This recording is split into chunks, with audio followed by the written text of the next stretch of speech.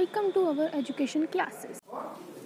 Hello everybody, I am Preeti Sharma and welcome to all education classes. I hope आप सब लोग safe हो गए, सुरक्षित हो गए. तो चलिए आज हम इस वीडियो में डिस्कस करेंगे हमारा main subject growing up as a learner, यानी कि अधिगमकर्ता के रूप में विकास. हमने अपनी लास्ट वीडियो में बीएड फर्स्ट ईयर का सिलेबस डिस्कस किया था. उसी में हमारा एक मेन सब्जेक्ट था growing up as a learner, यानी कि अधिगमकर्ता के रूप में विकास. तो आज हम इसकी फर्स्ट यूनिट के कुछ टॉपिक्स को डिस्कस करेंगे. तो देखिए पहले जान लेते हैं कि हमारी फर्स्ट यूनिट में कौन कौन से टॉपिक है. तो हमारी फर्स्ट यूनिट कौन सी है? साइकोलॉजी एंड अ लर्नर, यानी कि मनोविज्ञान और अधिगम. हमारा इसमें मेन टॉपिक, हमारा जो फर्स्ट टॉपिक है वो क्या है? एजुकेशन. एजुकेशन का क्या मतलब है ये हम लोग आज डिस्कस करेंगे. नाउ नेक्स्ट है हमारा साइकोलॉजी का मीनिंग, उसके नेचर्स एंड उसके स्कोप्स. ये भी हम आज ही डिस्कस करेंगे. नाउ नेक्स्ट हमारा है उसमें एजुकेशनल साइकोलॉजी, उसमें क्या मीनिंग है उसका, उसके क्या स्कोप्स हैं. फिर नेक्स्ट है हमारा इंडिविजुअल डिफरेंसेस. तो ये 4 टॉपिक है इसमें मेन इस यूनिट में. तो आज हम 2 टॉपिक डिस्कस करेंगे. पहला है हमारा एजुकेशन का क्या मतलब होता है और दूसरा हमारा साइकोलॉजी का क्या मतलब होता है. तो चलिए स्टार्ट करते हैं कि एजुकेशन का क्या मीनिंग ऑफ एजुकेशन. एजुकेशन का क्या मतलब है? एजुकेशन का मतलब है शिक्षा. अगर हम इसको हिंदी में बोले एजुकेशन को तो क्या बोलते हैं? शिक्षा. अब बात आती है कि ये एजुकेशन वर्ड और ये शिक्षा का शब्द जो है ये कहाँ से आया, कहाँ से पता चला ये शिक्षा होती है, ये एजुकेशन होती है, कहाँ से डिस्क्राइब किया इसको. तो जो ये शिक्षा वर्ड है, क्या है? शिक्षा कहाँ से आया? शिक्षा संस्कृत भाषा के, किसके? संस्कृत भाषा के शिक्ष शब्द में क्या लगाकर, शिक्ष शब्द में अ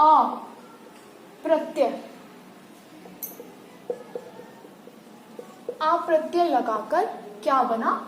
शिक्षा बना. क्या लगाकर? अ प्रत्यय लगाकर शिक्षा बना. जिसका मतलब क्या है? शिक्षा का मतलब क्या है? यानी कि शिक्षा का मतलब है सीखना और सिखाना.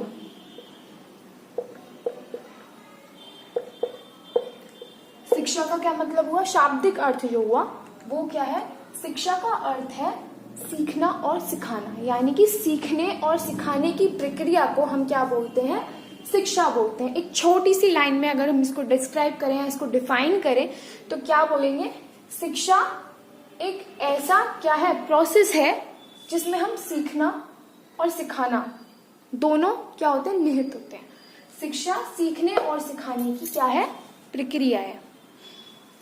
ठीक है, ये तो हो गया हमारा हिंदी का शिक्षा शब्द. शिक्षा कहाँ से आया और उसका मतलब क्या है. अब बात आती है एजुकेशन की. एजुकेशन शब्द जो है ये कहाँ से आया? एजुकेशन शब्द की उत्पत्ति कहाँ से?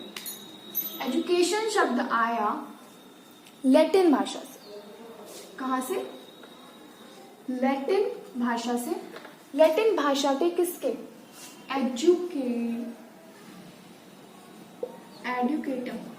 एजुकेटम शब्द से. किससे? एजुकेटम शब्द से आया. एजुकेटम का क्या मतलब है? यहाँ पे ये 2 वर्ड्स में डिस्क्राइब किया गया है, ई और ड्यूको. इसका मतलब क्या है? ई और ड्यूको का मतलब क्या है? ई का मतलब है यहाँ पे अंदर से.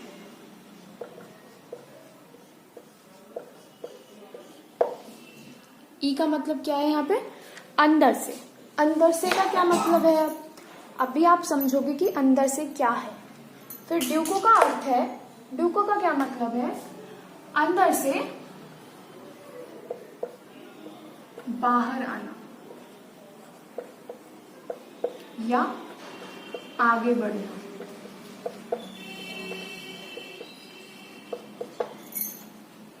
ई का तो मतलब हो गया अंदर से, डू का मतलब हो गया बाहर आना या फिर आगे बढ़ना। तो इसका शाब्दिक अर्थ क्या बना, मतलब इसका शाब्दिक मतलब क्या हुआ कि इसको हम एक लाइन में कैसे डिस्क्राइब करेंगे। एजुकेशन का मतलब है अंदर से बाहर आना, यानी कि अंदर से आगे बढ़ना या फिर अंदर से बाहर आना। तो क्या है, अंदर से आगे बढ़ना।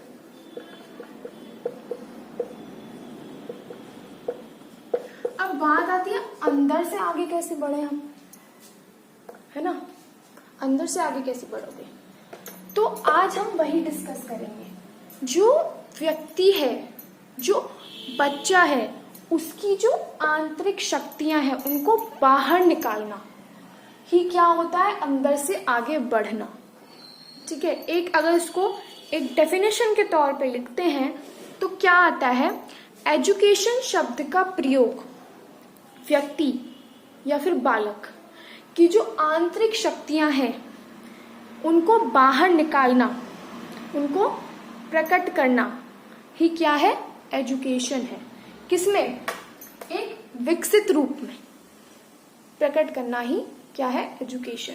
आई होप समझ में आया होगा आपको कि एजुकेशन का मतलब क्या है।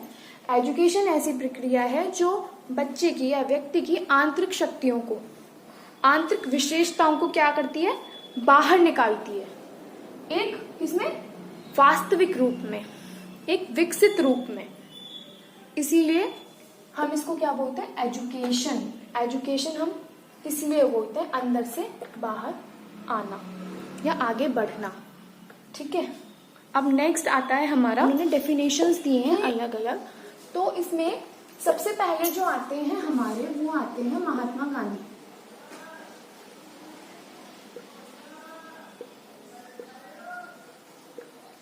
महात्मा गांधी जी ने अपनी डेफिनेशंस दी है, उन्होंने अपने वर्ड्स में बताया है कि क्या बताया है,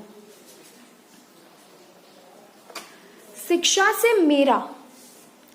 से मेरा अभिप्राय बालक तथा मनुष्य के शारीरिक, मानसिक अथवा आत्मा के सर्वांगीण का मतलब क्या होता है यहाँ पे, ओवरऑल, मतलब पूरा, ओवरऑल क्या सर्वोत्तम विकास से है।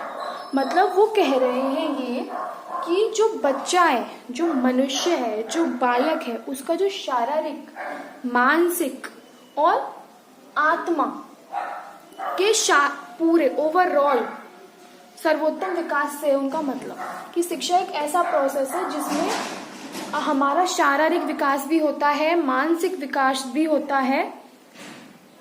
तो उन्होंने यही बताया कि शिक्षा एक ऐसा प्रोसेस है जिसमें हमारा शारीरिक और मानसिक विकास होता है। तो इसको इंग्लिश में उन्होंने बोला है, कुछ बच्चों के नहीं समझ में भी आया होगा तो मैं बता देती हूँ। इंग्लिश में उन्होंने बताया, by education I mean an all round drawing out of the best in childrens and man body, mind and spirit. तो ये तो थे हमारे गांधी जी, जिन्होंने ये बताया कि एजुकेशन क्या है, उसका क्या रोल है बच्चे के भविष्य के लिए। तो वो क्या है कि एजुकेशन हेल्प करता है अंदर की शक्तियों को निकालने के लिए, अंदर की जो हमारी विशेषता है उनको बाहर निकालने के लिए, हमारे जो माइंड डेवलपमेंट है उसके लिए, हमारी पर्सनालिटी डेवलपमेंट के लिए क्या करता है, बहुत बड़ा योगदान देता है एजुकेशन। अंडरस्टैंड। फिर अब आते हैं हमारे नेक्स्ट जो हमारे थिंकर हैं या जो नेक्स्ट जिन्होंने परिभाषित किया है वो आते हैं हमारे प्लूटो। नेक्स्ट कौन से आते हैं हमारे, प्लूटो। प्लूटो ने क्या कहा है एजुकेशन को लेकर कि शिक्षा क्या है।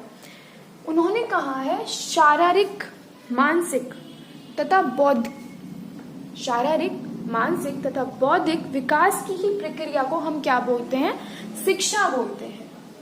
ठीक है। फिर क्या है, तीसरे जो हमारे थिंकर हैं वो कौन है, उन्होंने क्या कहा है, उन्होंने कहा है जो कि है हमारे फ्लोवेल। फ्रोवेल ने क्या कहा है? फ्रोवेल कहते हैं कि शिक्षा वह प्रक्रिया है जिसके द्वारा बालक अपनी आंतरिक शक्तियों को बाहर शक्तियों जो बाहरी शक्तियों के रूप में देता है।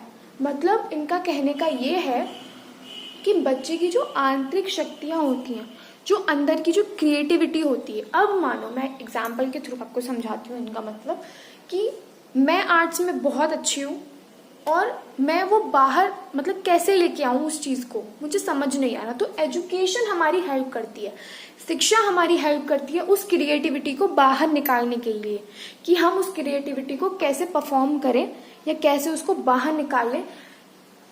यही कह रहे हैं हमारे फ्रोवेल यही कह रहे हैं कि जो अंदर की शक्तियां उनको बाहरी शक्तियों में का रूप दे, विकसित करे। शिक्षा ऐसा प्रोसेस है। आई होप आपको समझ में आया। ओवरऑल इसका एक ही मतलब निकल के आता है कि एजुकेशन एक ऐसा प्रोसेस है जो बालक की, जो मनुष्य की आंतरिक शक्तियों को बाहर निकालता है, उनकी पर्सनालिटी को डेवलप करता है, उनकी मेंटल एबिलिटी को डेवलप करता है और उनके एजुकेशन हेल्प करता है उनके विकास में। अब हमारा टॉपिक आता है मीनिंग ऑफ साइकोलॉजी। साइकोलॉजी का क्या मतलब होता है, मनोविज्ञान का क्या मतलब है इसमें, ठीक है। तो आज हम स्टडी करते हैं फिर कि मीनिंग ऑफ साइकोलॉजी। साइकोलॉजी का क्या मतलब है? साइकोलॉजी का मतलब है किसी भी बच्चा हो या फिर कोई भी व्यक्ति हो, उसके बिहेवियर, उसके व्यवहार की क्या करना, स्टडी करना, उसके व्यवहार का पता लगाना ही क्या है हमारा साइकोलॉजी, ठीक है। साइकोलॉजी कैसे डिस्क्राइब किया? साइकोलॉजी दो शब्दों से मिलकर बना हुआ है। First is psycho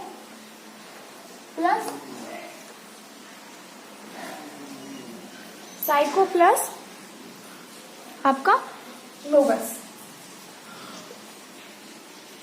psycho plus लोगस का क्या मतलब है? यहाँ पे साइको का मतलब है हमारा सोल, यानी कि आत्मा, और लोगस का क्या मतलब है? का मतलब है स्टडी, यानी कि अध्ययन। तो साइकोलॉजी क्या है? आत्मा का अध्ययन, यानी कि स्टडी ऑफ द सोल। ये डेफिनेशंस दी थी हमारे प्लूटो, अरस्तु और डेकार्ट ने। उन्होंने कहा था कि साइकोलॉजी क्या है? Study of the soul. उन्होंने ये बताया कि साइकोलॉजी क्या है? Study of the soul.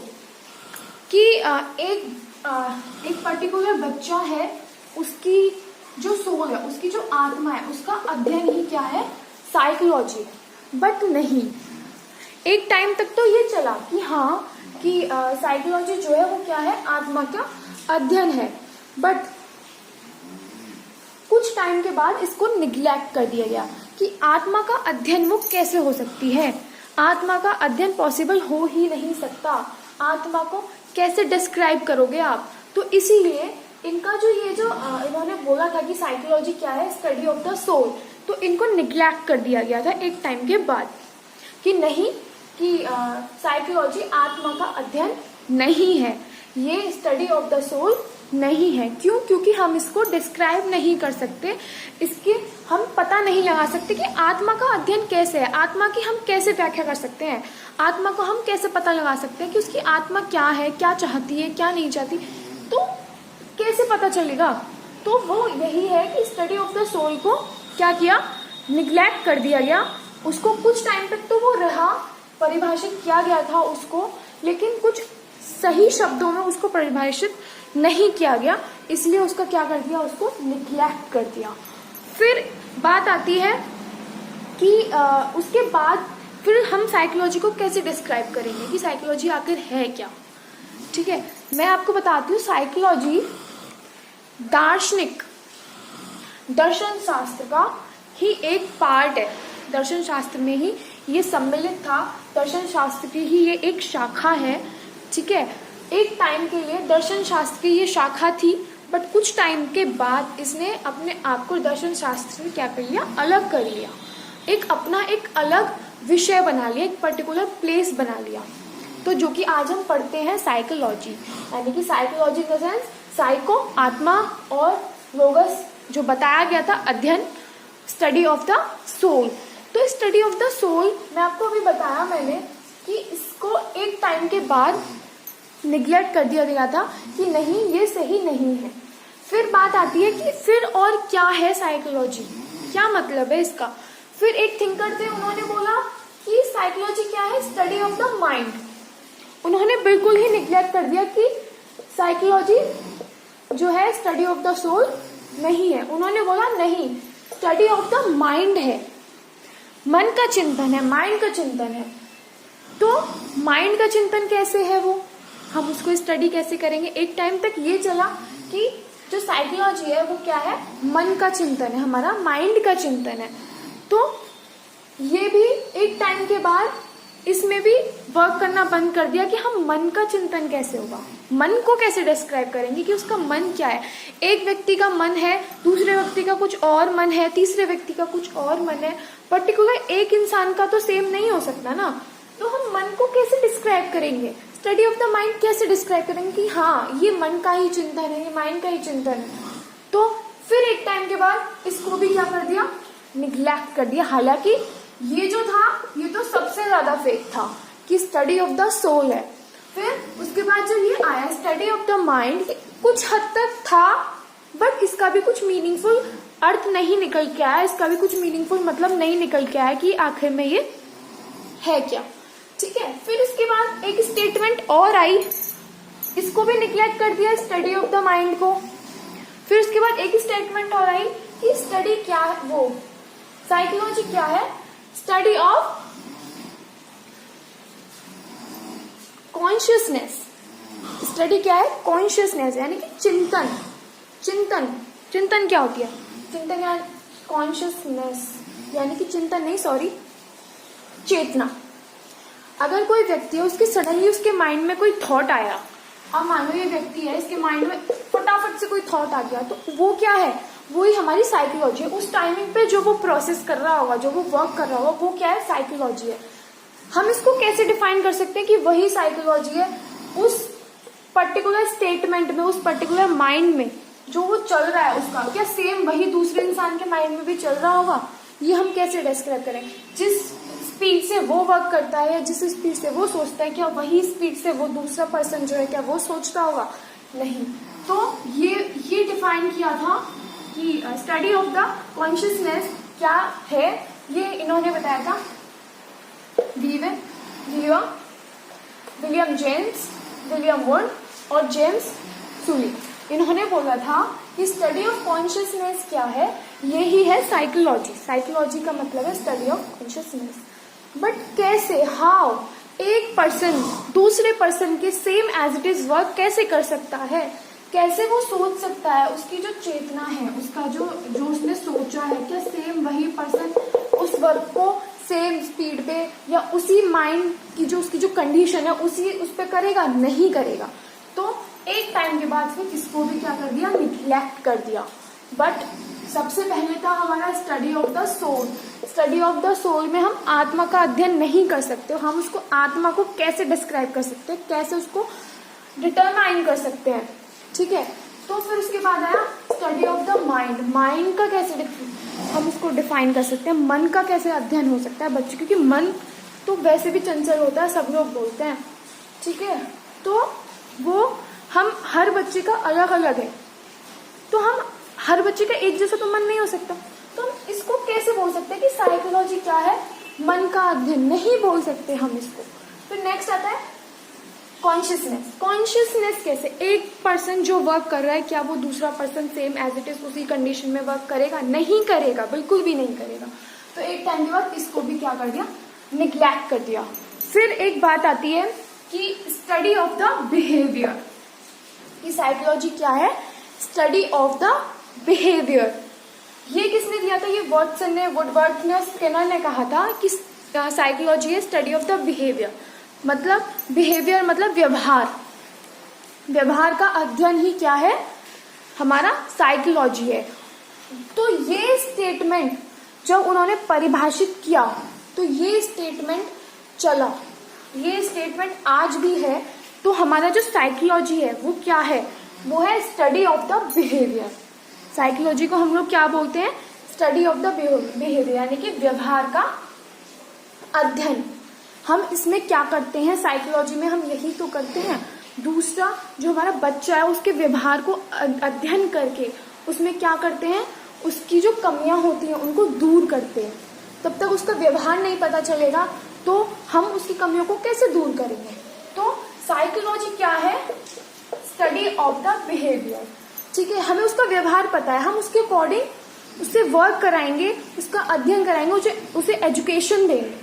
ठीक है, अब हमें उसका पता है स्टडी ऑफ द सोल, हम उसकी आत्मा की कैसे करेंगे, हम उसके आत्मा का अध्ययन कैसे कर सकते हैं, हम उसका मन के अध्ययन कैसे कर सकते हैं, हम उसकी चेतना का अध्ययन कैसे कर सकते हैं, हम नहीं कर सकते, बट उसके बिहेवियर का अध्ययन कर सकते हैं। उसकी जो क्लास में जो एक्टिविटीज है उनके बेसिस पे हम उसको अध्ययन कर सकते हैं, उसको स्टडी कर सकते हैं। तो साइकोलॉजी क्या है, हमारा behaviour of the study of the behaviour. तो ये हो गया हमारा साइकोलॉजी। साइकोलॉजी का मतलब आपको समझ में आया होगा, साइकोलॉजी के ये जो मैंने पॉइंट्स आपको समझाए हैं ये समझ में आए होंगे। ब्रांचेस क्या क्या है, इसकी शाखाएं क्या क्या है साइकोलॉजी की क्या ब्रांचेस क्या है, इसकी शाखाएं क्या क्या है। तो फर्स्ट है हमारा नॉर्मल साइकोलॉजी। नॉर्मल साइकोलॉजी में क्या होता है, जो सामान्य जो व्यक्ति होते हैं, जो नॉर्मल व्यक्ति होते हैं, जो नॉर्मल पर्सन्स होते हैं, उनका जो व्यवहार है, उनका जो बिहेवियर है, हम इसमें उसकी स्टडी करते हैं। यानी कि जो नॉर्मल पर्सन्स हैं उनके बिहेवियर की स्टडी करते हैं हम नॉर्मल साइकोलॉजी। ठीक है, फिर आता है एबनॉर्मल साइकोलॉजी। अभी जैसे नॉर्मल साइकोलॉजी में हमने नॉर्मल पीपल्स की, नॉर्मल पर्सन्स की हमने क्या उनके बिहेवियर की स्टडी की ना, ऐसे ही हमारा इसमें एबनॉर्मल में जो असामान्य लोग जो होते हैं, जो थोड़े सामान्य लोगों से जो भिन्न होते हैं, जो थोड़े अलग होते हैं, या थोड़ा मेंटली जो थोड़ा डिस्टर्ब होते हैं, या थोड़े से डिफरेंट होते हैं, तो उनका जो बिहेवियर है, उनके बिहेवियर के बेसिस पे हम उनकी स्टडी करते हैं, उनका अध्ययन करते हैं। फिर नेक्स्ट है हमारे ह्यूमन में हमारे कौन से आते हैं, नॉर्मल भी आ जाएंगे और एबनॉर्मल दोनों आ जाएंगे ह्यूमन साइकोलॉजी में। ह्यूमन साइकोलॉजी में हमारे क्या दोनों आ जाएंगे, नॉर्मल और एबनॉर्मल दोनों ही हमारे व्यक्ति आ जाएंगे, जिनके व्यवहार के बारे में हम अध्ययन कर सकते हैं। ठीक है, करते हैं। फिर आता है एनिमल साइकोलॉजी। एनिमल साइकोलॉजी में जो हमारे एनिमल्स होते हैं, जो हमारे पशु पक्षी वगैरह होते हैं, हम उनके बिहेवियर की स्टडी करते हैं, उनके व्यवहार की स्टडी करते हैं।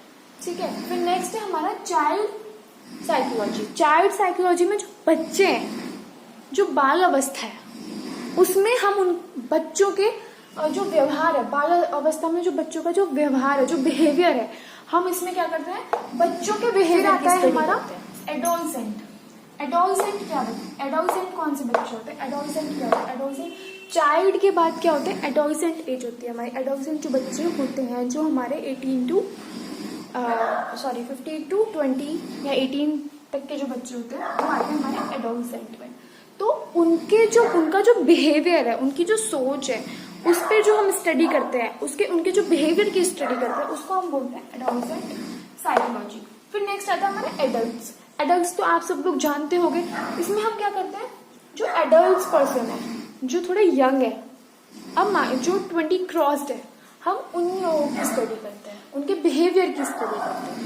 फिर नेक्स्ट आता है इंडस्ट्रियल साइकोलॉजी। इंडस्ट्रियल साइकोलॉजी का मतलब आप समझ गए होंगे, जो इंडस्ट्रीज की हम क्या करते हैं, इंडस्ट्रीज में क्या हो रहा है, कैसे वर्क हो रहा है, उस वर्क के बिहाफ पे हम उनके व्यवहार का पता लगाते हैं। ठीक है, उनके व्यवहार का पता किसमें लगाते हैं, हम इंडस्ट्रियल साइकोलॉजी में। फिर नेक्स्ट आता है हमारा सोशल साइकोलॉजी। सोशल साइकोलॉजी यानी कि सामाजिक बिहेवियर, सामाजिक मनोविज्ञान।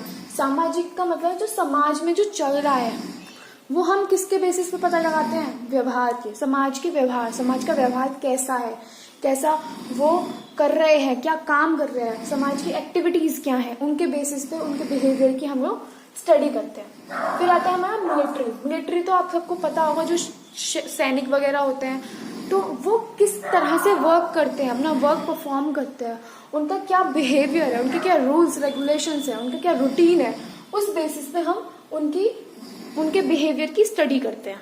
ठीक है, फिर आता है हमारा डेवलपमेंट। डेवलपमेंट क्या होता है? अलग अलग क्षेत्र में डेवलपमेंट होता है, तो वो कैसे कैसे होता है, उसका क्या क्या प्रोसेस होता है।